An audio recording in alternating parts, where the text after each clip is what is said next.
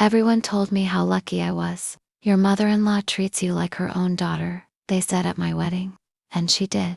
In public, she hugged me in front of relatives, bragged about me to neighbors, posted photos of us together with captions like, "So grateful for the daughter I never had."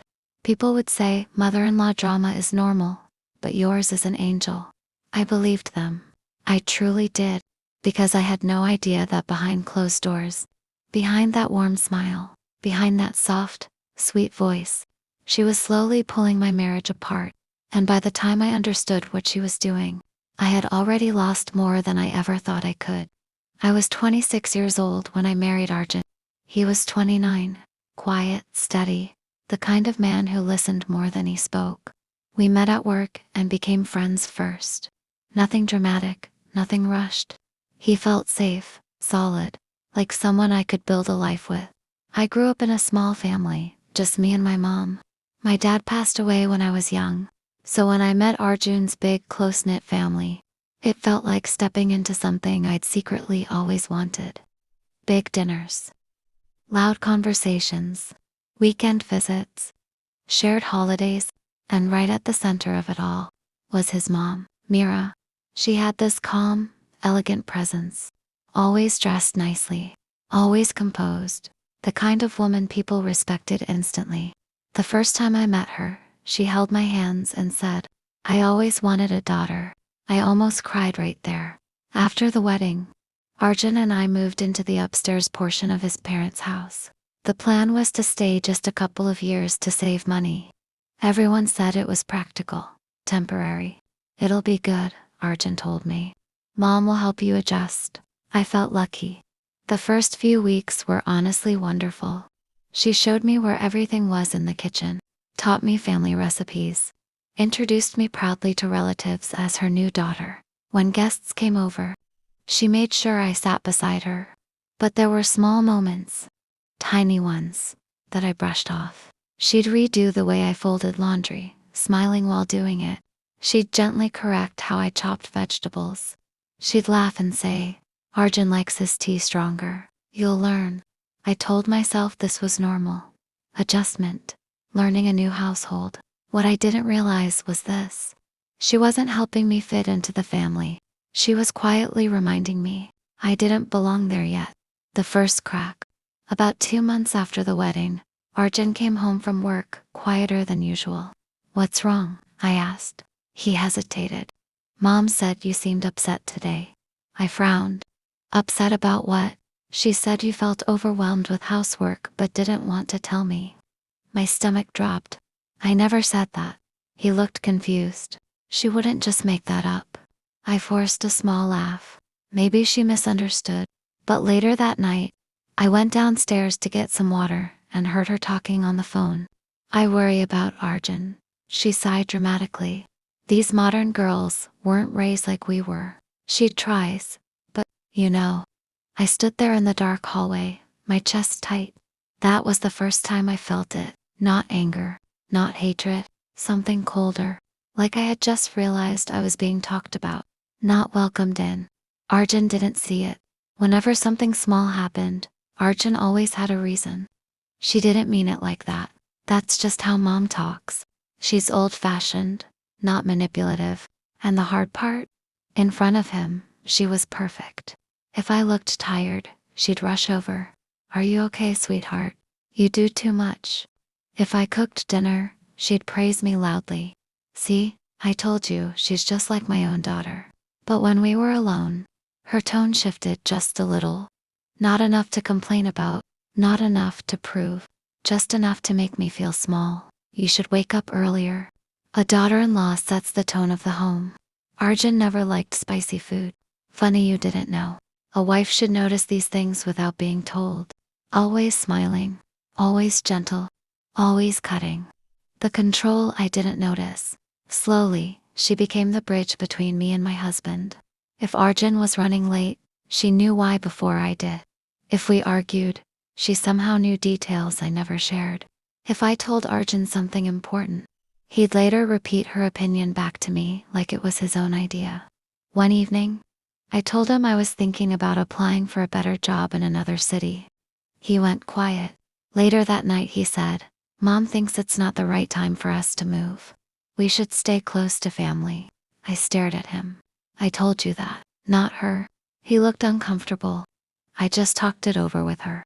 That was when something inside me finally clicked. I hadn't just married Arjun. I had stepped into a family where his mother's voice quietly carried more weight than mine. But I still tried. I tried harder, woke up earlier, cooked his favorite meals, helped her with everything, smiled more, spoke softer, took up less space, because I thought if I could just be good enough, she would finally mean it when she called me daughter. I didn't realize she didn't want a daughter. She wanted control, and I was the only person standing between her and having her son completely to herself. Looking back now, I can see exactly when the shift happened, but when you're living inside it, it feels gradual, almost invisible, like watching a crack form in glass. You don't notice it spreading until the whole thing shatters. At first, Arjun and I still laughed together, still shared inside jokes, still talked late at night in whispers, so we wouldn't wake anyone downstairs. But slowly, he started coming to bed later. "Mom wanted to talk," he'd say, about what he never really knew, just family stuff. I told myself it was normal. They were close. That wasn't a crime. But then our private conversations started coming back to me through her. One evening, I told Arjun I was feeling overwhelmed, balancing work and house responsibilities. The next morning at breakfast, Mira handed me a cup of tea and said sweetly, "You know, if managing both work and home is too much, it's okay for a wife to focus on the house. Arjun works so hard already." I nearly dropped the cup. I had told him, not her. I looked at Arjun, waiting for him to say something. He didn't. He just kept eating. That was the first time I felt truly alone in that house. The rewriting of reality. After that, it became a pattern. If Arjun and I had a small disagreement, by the next day, Mira would behave like she already knew and had chosen a side. If I asked Arjun to help more with chores, later she'd sigh loudly and say, "Men these days are under so much pressure. They need peace when they come home." If I talked about career goals, she'd gently tell him, "A family needs stability, not ambition that pulls people apart." The scary part, she never attacked me directly in front of him. She just planted thoughts, small ones, over and over, like drops of water on stone. And slowly, I watched my husband start to change. The distance between us. Arjun stopped telling me things first. Big decisions at work, plans with friends, financial concerns. I'd hear about them casually after he'd already discussed them with his mom. One night I finally said it. "Why does your mom know things about your life before I do?" He looked surprised. "I talked to both of you." "No," I said quietly. "You talked to her. You inform me." He got defensive immediately. "She's my mother. I've told her everything my whole life. That's not going to change just because I got married." Just because I got married. Like I was an addition, not a partner. I went to bed that night feeling like I had somehow stepped into someone else's role and didn't know how to claim it. The guilt she fed him. Then came the guilt. Mira never yelled, never fought, never made dramatic scenes. She just died. She'd mentioned how quiet the house felt when Arjun and I went out, how she used to spend every evening with him before marriage, how parents grow old and children forget. And Arjun, kind-hearted Arjun, absorbed every word. One evening, we had tickets to a movie we'd been excited about for weeks. Right before we left, Mira said softly, "I was feeling a little dizzy today, but it's okay. You two go enjoy." Arjun froze. "We can stay," he said immediately. She protested weakly. No, don't cancel your plans because of me." We didn't go. She was perfectly fine an hour later, chatting on the phone with a neighbor. I sat in my room that night staring at the unused tickets on the dresser, realizing something painful. She didn't need to forbid him from choosing me. She just needed to make him feel like choosing me was selfish. I started disappearing. I stopped bringing up moving out, stopped talking about job opportunities. Stopped complaining when she corrected me, because every time I did, Arjun grew quieter, more distant, more conflicted, and I hated feeling like the reason he was torn between two people he loved. So I made myself smaller, easier, quieter. I thought if I could just be less demanding, less noticeable, less different, things would calm down. But that's the trap no one warns you about. When you keep shrinking to make others comfortable, eventually you disappear. The moment that broke something in me. One night, I overheard them talking in the living room after they thought I was asleep. Mira's voice was soft, fragile. "I just don't want to lose you," she said. After marriage, sons change. Wives become their whole world. Mothers get left behind. Arjun sounded tired. "Mom, it's not like that." "But it will be," she whispered. "I can already see it." There was a long silence. Then he said something that shattered me. "I'll never let anyone come between us. Anyone. Not anything. Anyone." I lay in bed staring at the ceiling, tears sliding silently into my hair, because in that moment I understood something with painful clarity. I wasn't fighting for space in my marriage. I was competing with a lifetime of emotional dependency. And she wasn't trying to be my mother. She was trying to make sure I never truly became his wife. The truth didn't come to me in a dramatic moment. No screaming, no confrontation, no sudden confession. It came quietly, the way most devastating truths do. I found out on a random Tuesday afternoon. I had come home early from work with a headache. The house was unusually quiet. Arjun was still at the office, and Mira's car wasn't in the driveway. I went upstairs to lie down, but realized I had left my charger downstairs in the living room. I walked in quietly, and that's when I heard her voice. Mira was in the backyard. She must have come home and gone straight outside. The kitchen window was slightly open, and her voice floated in, low but clear. She was on the phone. "I never said she was a bad girl," Mira was saying. "She's just not right for him. She doesn't understand him like I do." I froze. My name wasn't mentioned. But I knew. I had to make him see it slowly, she continued. If I pushed too hard, he would have defended her. Men don't like being told what to do. You have to make them believe it's their own idea. My stomach dropped. I stepped closer to the window without meaning to. "He used to tell me everything," she said. Her voice soft with something that sounded like pride. "Now he tells her first. That's not natural. A mother should always come first." There was a pause. Then she laughed quietly. "But it's okay. He's pulling away from her already. They barely talk without arguing now. I just remind him who's always been there for him." My heart started pounding so loud I thought she might hear it through the walls. This wasn't insecurity. This wasn't misunderstanding. This was strategy, calculated, patient, intentional. I didn't raise my son for another woman to take him away from me, she said firmly. If she really loved him, she would step back from my own husband. I felt like the air had been sucked out of my lungs. Every fight Arjun and I had, every moment he pulled away, every time he chose her feelings over mine. It wasn't just family closeness. It was influence, slow emotional conditioning. And the worst part, he didn't even know it was happening. The missing pieces fell into place. Suddenly, everything made sense. The way she always comforted him right after we argued. The way she'd say, "Marriage is hard, beta. Not everyone is raised to adjust." The way she'd bring up his childhood sacrifices whenever he felt guilty. She wasn't openly turning him against me. She was positioning herself as the only person who truly understood him. The safe place, the loyal one, the one who never complained. While I slowly became the difficult wife, the emotional one, the source of stress. Tears rolled down my face, but I didn't wipe them. I just stood there, listening to my marriage being discussed like a problem she was patiently solving. "I'm not interfering," she said on the phone.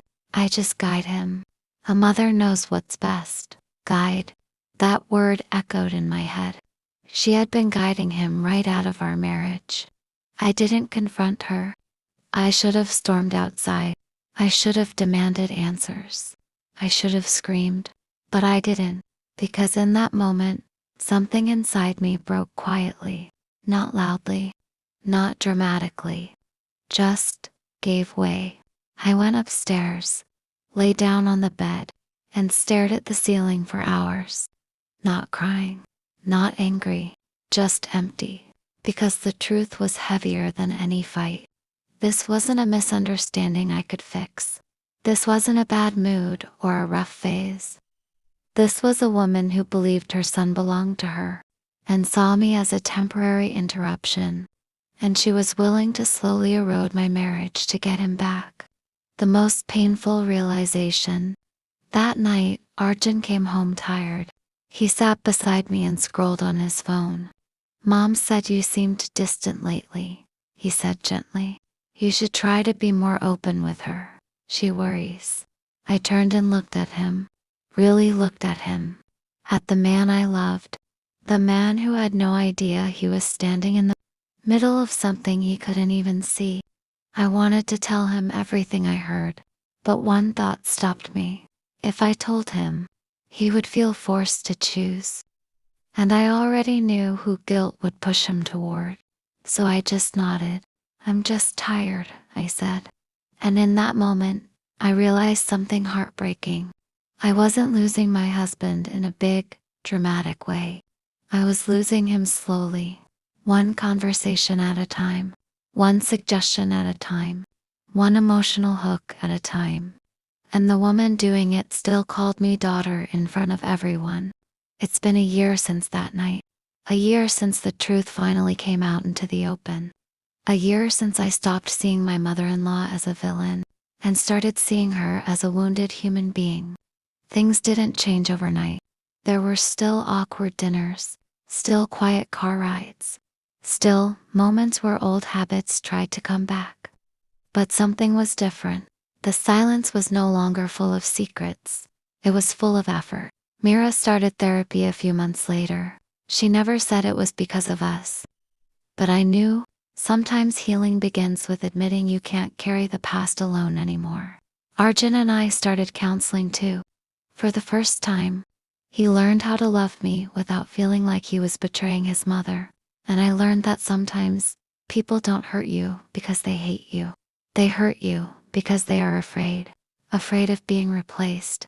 Afraid of being alone. Afraid of not mattering anymore. Understanding that didn't erase the pain, but it helped me let go of the anger. What I wish more families understood: love is not a competition. A son loving his wife doesn't mean he loves his mother less. A mother stepping back doesn't mean she's being abandoned. Hearts don't have limited space, but fear makes us act like they do. If there's one thing this journey taught me, it's this. Unspoken wounds don't stay buried. They show up in relationships, in control, in jealousy, in emotional battles no one even understands. And healing only begins when someone is brave enough to say, "This is what I'm really scared of." Where we are today, Mira still calls me daughter, but now, it feels different. Not like a performance, not like a title she's forcing herself to use, but like a small, careful bridge we're both learning to walk across. Arjun doesn't feel torn anymore. He visits her, sits with her, laughs with her, and then comes home and holds my hand without guilt. That balance took time. Tears. Honest conversations that were uncomfortable but necessary. But it was worth it. Because family isn't about possession. It's about learning how to grow without leaving each other behind. If you're living something like this, I want you to know you're not crazy. You're not too sensitive. And you're not wrong for wanting your marriage to feel like a partnership. But sometimes the person standing in the way isn't evil. They're just scared and don't know how to say it. That doesn't mean you should accept pain. It means the solution might be deeper than you thought. Communication, boundaries, patience, truth. They hurt at first, but silence hurts longer. Thank you for listening to my story. If this touched your heart or reminded you of something you've lived through, take a moment to like this video so more people can find stories like this. And if you believe family, relationships, and emotional truths deserve to be talked about openly, subscribe to the channel, because you're not alone. And there are more real stories coming. Sometimes the bravest thing we can do is finally tell the truth.